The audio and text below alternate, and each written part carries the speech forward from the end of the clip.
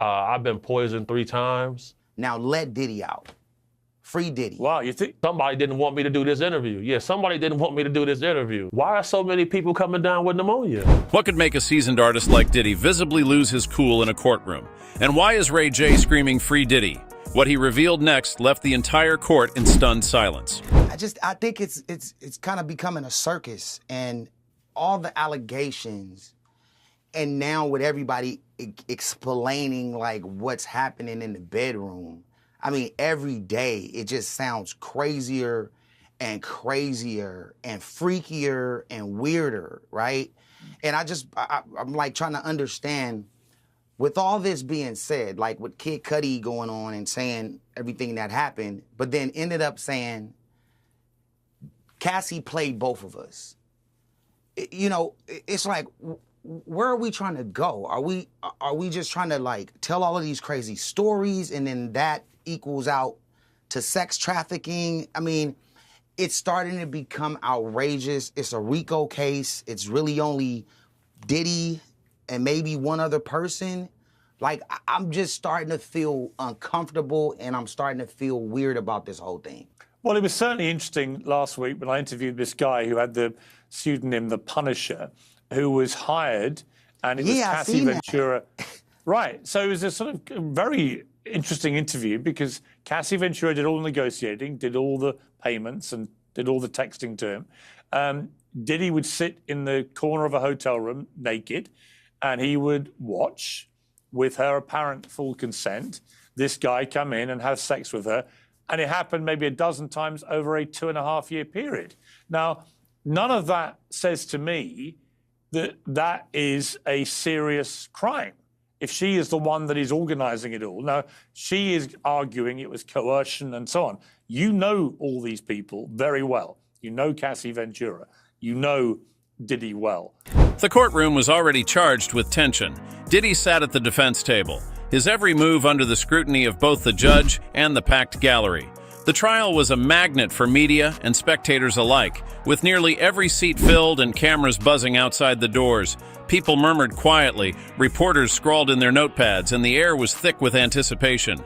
But even in a trial already plagued by dramatic twists, no one could have predicted what would unfold next. Out of nowhere, Ray J, who had been seated quietly among the crowd, suddenly rose to his feet. His shout tore through the muffled atmosphere, silencing the room instantly. "Free Diddy!" he yelled, his voice echoing off the courtroom walls. It wasn't just anger behind his words, it was desperation. For a moment, everything froze. Heads whipped around toward him, the collective shock visible on every face. A gasp rippled across the gallery as Ray J's outburst interrupted the judge mid-sentence. The judge frowned deeply, visibly startled, and her gavel hit the bench with a loud crack, demanding order.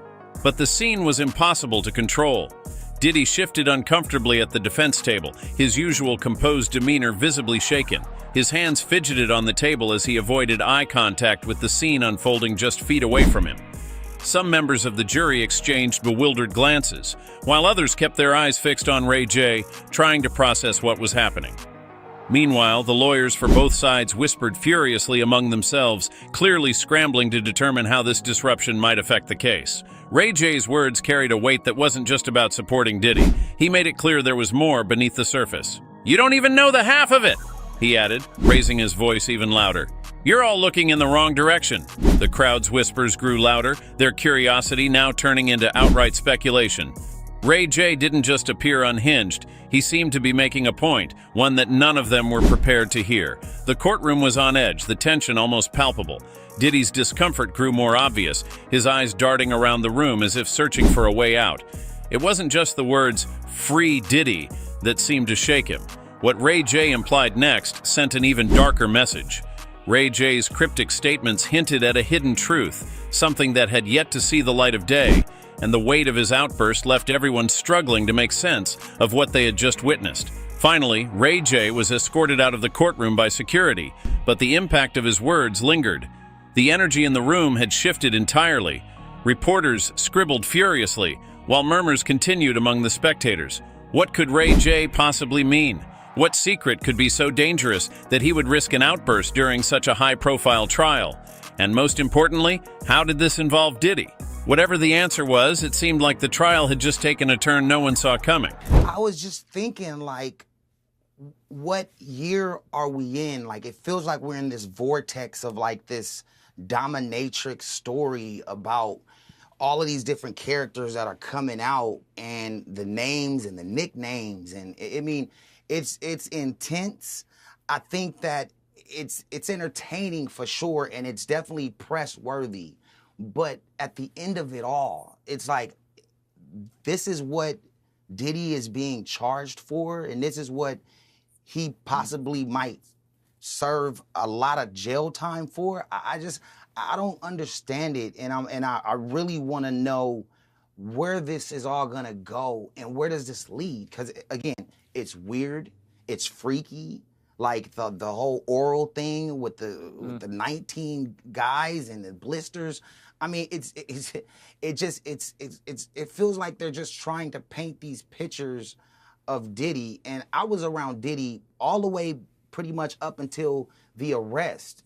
And all I got from that when I hung out with Diddy, and this is word to my mom and kids, he's always inspired me to be great. When I left, I felt like I could do more for my business. I felt like I had more power because I wanted to be more vocal in running my companies and call my wife if we were getting into it and send her flowers. I mean, these are all the things he was instilling to me and all of the young guys around that were inspired and you know, look at him as a mentor. So now these private things that happen when we were around and never even got a chance to see this kind of crazy stuff, it just sounds like this was a private, personal thing that was happening, and now it's starting to become it's diabolical. The courtroom struggled to regain order after Ray J's explosive outburst. Security had escorted him back to the witness stand, where he sat down, visibly shaken but resolute. The judge, still visibly annoyed by the disruption, banged her gavel again and demanded silence. Whispers ceased. All eyes were on Ray J as he leaned forward, his voice steady but filled with emotion. His next words weren't just surprising, they changed the room entirely. "I'm not just here to defend Diddy," Ray J began, his tone sharp. "I'm here because someone tried to end me, and I'm done staying quiet about it." The gallery was immediately on edge, a collective unease rippling through the crowd. Somewhere in the back, a few reporters exchanged stunned glances, their pens scribbling furiously to capture every word he was saying. The air grew heavier. Who could Ray J possibly be implicating in such a serious accusation? The prosecution frowned, visibly caught off guard, while Diddy avoided everyone's gaze, as if willing himself to disappear. "They know who they are," Ray J continued, his eyes scanning the room. "They've been walking around like they've won already." Everyone's heads turned instinctively toward the defense table, where Diddy sat stone-faced. But then, Ray J dropped the bombshell. His voice cracked slightly as he said the name that hung over the room like a thundercloud. "I'm talking about James Winston," he said flatly, making sure every syllable was clear. Gasps erupted from the audience, and a woman in the gallery audibly exclaimed, "What?" before the judge demanded order once more. James Winston was a name few expected to hear. A well-connected figure in the entertainment world, Winston was known for his business dealings with some of the biggest players in the industry. But for him to be accused of attempted murder was a revelation that sent shockwaves not only through the courtroom, but also through social media, as the news spread almost instantly. Reporters scrambled to type faster, some whispering the name into their phones while others shared the story live with their editors. And yet the weight of Ray J's claim was heavier than mere gossip. He went on to describe incidents he believed constituted an organized effort to silence him. He talked about cryptic warnings he had received, near brushes with danger disguised as accidents, and a chilling encounter where he believed his life was genuinely at risk. "I've been holding this in for too long," he said, glaring straight at Diddy across the courtroom, "but they know I'm right, they know what they did." The judge, trying to maintain control, warned the court against further interruptions. Yet nobody could look away from Diddy, whose face remained unreadable, but whose hands betrayed the faintest involuntary twitch on the tabletop. As murmurs once again filled the room, Ray J's testimony hung in the air like smoke, impossible to dismiss. Whatever came next, it was clear this accusation wasn't just a sideshow. It now felt central to Diddy's trial, leaving many wondering what evidence, if any, Ray J had to back it up. Sounds to me, unless I'm wrong, and correct me if I'm wrong, but you think that there's been a massive overreach here. This is personal behavior between Diddy and Cassie Ventura that we've seen so far, that it doesn't cross the line from where you sit into serious crime under the RICO law, which of course was, intended for mafia members and so on. Do you think that's what we're witnessing here with this case? That this was consensual? It may be freaky, it may be sexually deviant, it may be all these things, but it was apparently consensual behavior and not a crime. I agree, and there's things that we saw in these videos, and they were disturbing, and that's not okay, right? But looking at the crimes that he's being charged for, this is where it starts to go overboard, and it's like whoever was mad at the top was really mad, and I think we're here now, and I think it's a flex, because like, what are they trying to get out of this in this court case? Does everybody that's talking about these stories, do they want to see Puffy rot in jail? Is that what we're here for?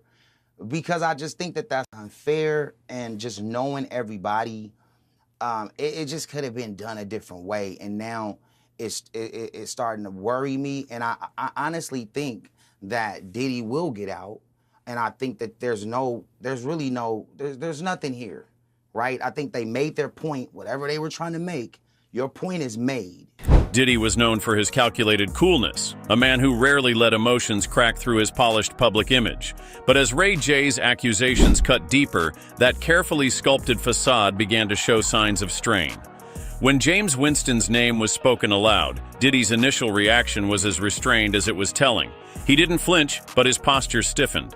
His left hand, which had been steady on the tabletop for most of the trial, slowly gripped the edge of the table. His jaw stayed clenched, his gaze fixed straight ahead. From a distance, it might have appeared like composure, but anyone watching closely could see the tension creeping in.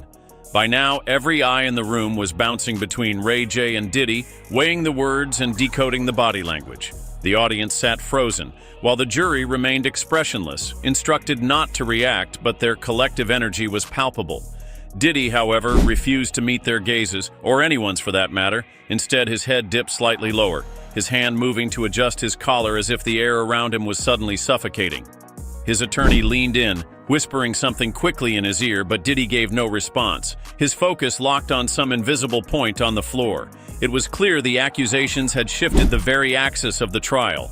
The attorneys for both sides scrambled to process this new, volatile twist, but in the gallery, the shift was immediate. Phones buzzed from muted vibrations as texts and tweets flooded out faster than anyone could keep up with. Reporters leaned into each other, confirming the spelling of Winston's name, already strategizing the headlines they'd release the minute a break was called. Meanwhile, Diddy's reaction, or lack thereof, was becoming one of the most watched moments in the room. This wasn't just about Ray J anymore. It was about how Diddy carried the weight of these claims, and how the world outside the courtroom would interpret every crack in his carefully maintained image, and the cracks were beginning to show.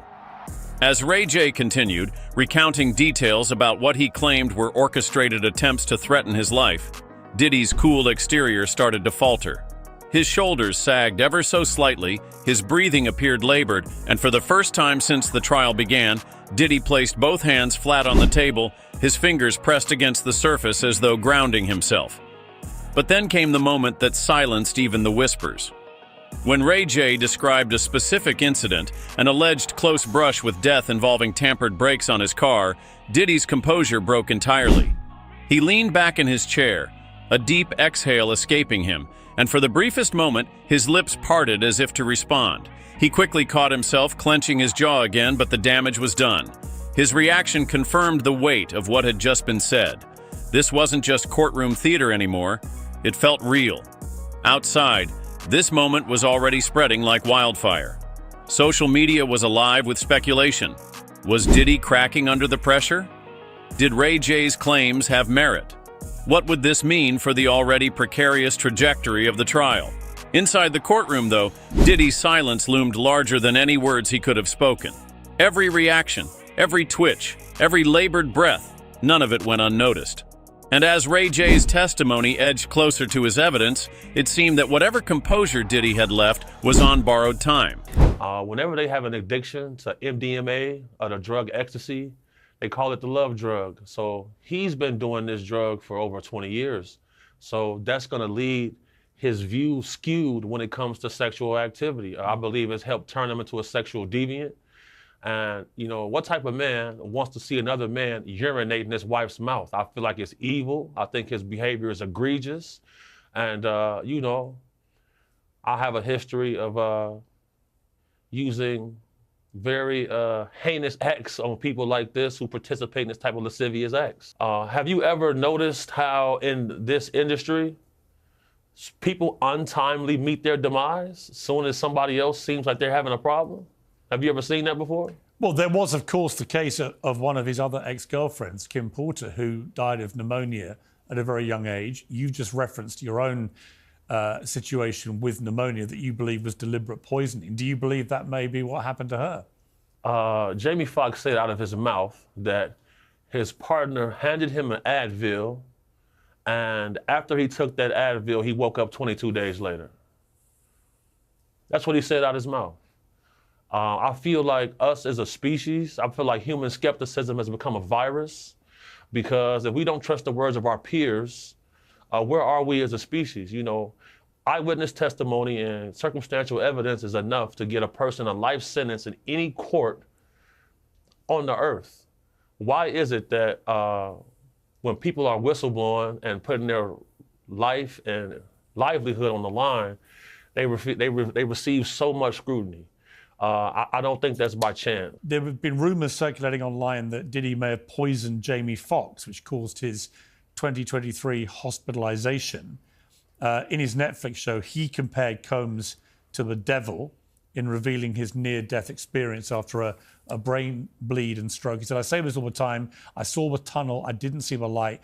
It was hot in that tunnel. I thought, shit, have I gone to the wrong place? I looked up at the end of the tunnel and I thought I saw the devil saying, come on. Or was that Puffy?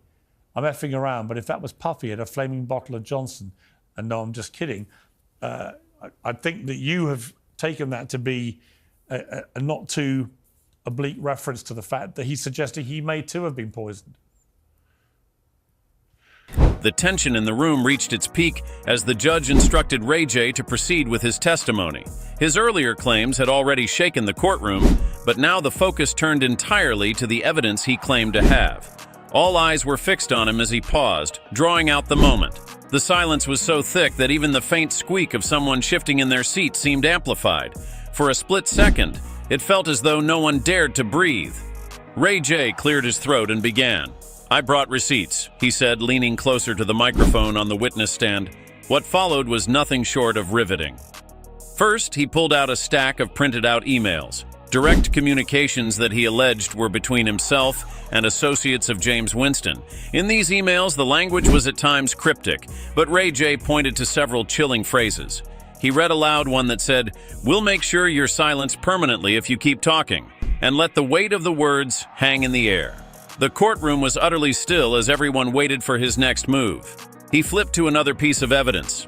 Phone records that he claimed proved multiple calls from an anonymous number. According to Ray J, these weren't just threats, they were warnings tied to specific incidents. One such call, dated only a few hours before his near-fatal car brake failure, reportedly said, "Watch your back, accidents happen every day." The defense immediately objected, calling hearsay, but the judge allowed the presentation to continue, stating, "The evidence will speak for itself."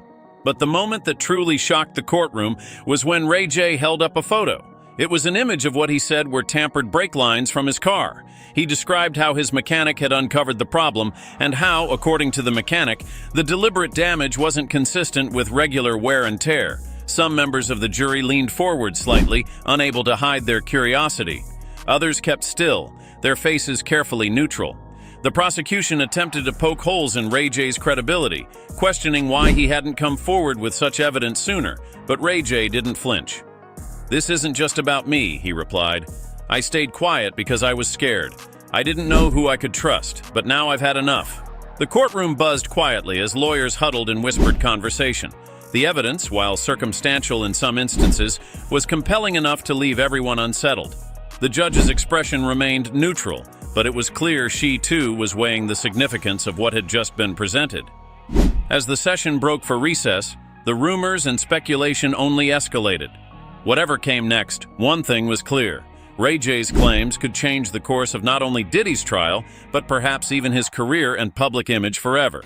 Because the last time I was scheduled to be in this interview, randomly, our car gets hit from the side by a blacked out vehicle, no license plate. That's happened 3 times this month so far. Really? Somebody didn't want me to do this interview. Yeah, somebody didn't want me to do this interview. You know, I'm somebody where I've had FBI come to my house before and tell me they found a threat against my life. P. Diddy, this seems like every day the scandal gets bigger and worse for him. Yeah, it certainly does. And I'm not surprised whatsoever. I mean, I think I was on your show before he got arrested, and I brought up what was going on with him, and because I had read through the lawsuit, and it was just one of those things that was unavoidable because there was so much evidence. I mean, there was picture documentation, there was video documentation. And I also want to be clear that the press and the media and the public at large is shocked by what's happening, but we really are just getting to the beginning of everything. A lot of things start happening to remove people from the case that are going to strengthen the case for the prosecution. And I feel like we're watching that take place now with one of the male sex worker guys who provided tapes to the feds. He's disappeared. And this is similar to what happened in the Tory Lanez case, where the bodyguard whose DNA was on the weapon, he disappeared. She and Cassie needed to sway Kid Cudi against telling the cops that Diddy was involved in the alleged break-in. Clark testified, quote, he says, if you guys don't convince him of that, I'll kill all you MFers. But that wasn't the only time that Clark said that she feared for her own life. She claimed Diddy once accused her of stealing diamond jewelry. Said that she suffered through 5 straight days of lie detector tests inside of a gutted, rundown Manhattan office building. She testified the man giving the tests warned her, quote, I'm not getting a good reading. You need to calm down. You're going to be in the East River if I can't get a reading on this. And the prosecution had alleged in its opening he had staffers who helped him commit crimes that aren't necessarily charged, statute of limitations expired, etc., but that he committed as part of this overall criminal enterprise. Phil, let me start with you on whether the prosecution is making its case. Well, it sounds like, Megan, they're finally getting into some of the meat of the matter, because up until now, we've heard a lot of emotionally charged testimony. We've heard about domestic violence. We've heard about, third-rate burglaries and things like that, like you were just discussing. But we haven't heard much about how this was some type of criminal enterprise related to, sex trafficking. We're starting to hear now that who these people are that are the other racketeers. You've got other employees, security personnel. And so the government is starting to make its case. They've got a long way to go. But until today, I had a lot of reasonable doubt that things that I was thinking about, because these witnesses all seem to have some degree of kind of affection for Combs, or maybe had affection in the past. And it may be that they all had some kind of an angle, some incentive to testify against him, maybe sour grapes. The ripple effect of Ray J's testimony was immediate and colossal. Within hours, news headlines plastered his accusations across every major outlet. Social media erupted with theories, memes, and debates, turning the trial into a cultural phenomenon. Fans, critics, and casual observers took sides as the hashtag #TheDiddy began trending worldwide, alongside more speculative ones like Ray J Was Right and Winston Exposed. What started as a trial focused on Diddy suddenly became a tangled web linking power, fear, and the hidden dangers of celebrity life. The public narrative wasn't just centered on Diddy anymore. Ray J's claims had dragged the entertainment industry into the spotlight, raising uncomfortable questions about what else might be lurking below the surface. Inside the courtroom, the prosecutors seemed visibly rattled. Up until that point, their strategy had been straightforward: keeping the jury focused on the charges against Diddy, but Ray J's revelations shifted the dynamics entirely. His accusations against James Winston painted a picture of a much larger conspiracy, and his dramatic testimony forced everyone to recalibrate. The defense team huddled during recess, no doubt weighing how this new direction might actually serve their case. If Ray J's story diverted attention from Diddy's actions, it could potentially blur the jury's focus on the charges altogether. Meanwhile, prosecutors faced mounting pressure to address whether Winston's alleged involvement created reasonable doubts about Diddy's culpability. The trial that once had a clear trajectory was now far messier, and both teams looked visibly aware of just how high the stakes had risen. For Diddy, the fallout went far beyond legal strategies. In the court of public opinion, perceptions began to shift. Diddy had long balanced his role as a cultural icon against persistent controversy, but now even his staunchest supporters were forced to confront unsettling questions. Was he an unwilling participant in something larger, or did he know more than he let on? The media frenzy outside the courtroom spilled into late-night debates, with pundits speculating whether this trial could reveal cracks in an entertainment empire that had endured for decades. Ray J's accusations didn't just implicate Winston, they also placed a spotlight on himself. Calls questioning his motives surfaced almost immediately, with some skeptics dissecting his testimony as calculated theatrics. Others praised his courage for speaking openly, especially in a trial as high-profile as this one. His reputation, once defined by reality TV and music, now bore the weight of something far more serious. There was no escaping the fact that, whether believed or doubted, Ray J's testimony had permanently altered the trajectory of both his career and his public image. Yet the most striking moment came when the judge addressed the courtroom just before recess, her tone measured but firm. "Allegations of this magnitude must be thoroughly examined," she stated, locking eyes with Ray J. It wasn't a dismissal, nor an endorsement. It was an acknowledgement of just how grave the situation had become. And as the court adjourned for the day, questions lingered. Could Ray J's evidence withstand scrutiny? Would Diddy's defense capitalize on the chaos? One thing was clear: whatever was coming next had the potential to reshape not just the trial, but the legacy of everyone involved. Celebrity trials have a way of exposing truths that can shake even the largest empires, and this one is no exception. Ray J's shocking claims have thrown a spotlight on the unpredictable and high-stakes world of fame, where even the smallest crack can bring towering reputations to their knees. But with unanswered questions and incomplete stories, this trial is far from over. What happens next could alter careers and lives irrevocably. Stay tuned as more unfolds, because if this case has proven anything, it's that in the world of high-profile scandals, nothing is ever quite as it seems.